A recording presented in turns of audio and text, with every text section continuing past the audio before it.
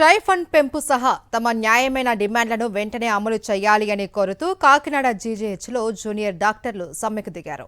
సమ్మెలో భాగంగా non emergency సేవలను బహిష్కరించిన జూనియర్ డాక్టర్లు ఆసుపత్రి ప్రాంగణంలో నిరసన చేపట్టారు. ప్రభుత్వం తమ సమస్యలపై సానుకూలంగా స్పందించి స్టైఫండ్ పెంపుపై తక్షణం నిర్ణయం తీసుకోవాలి అని వారు డిమాండ్ చేశారు.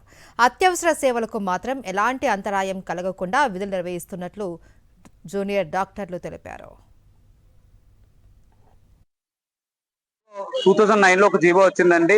అప్పుడు జీవో ప్రకారంగా 15% స్టైఫండ్ హైక్ పెంచుతామని, నెక్స్ట్ వచ్చే 6 సంవత్సరాలు దాన్ని అలా కంటిన్యూ చేస్తామని చెప్పేసి క్లియర్ గా మెన్షన్ చేసి ఒక జీవో పాస్ చేశారండి. అప్పుడు గవర్నమెంట్ పాస్ చేసిన వల్ల 2015-16 వరకు మనకి స్టైఫండ్ హైక్ వస్తూ వచ్చింది.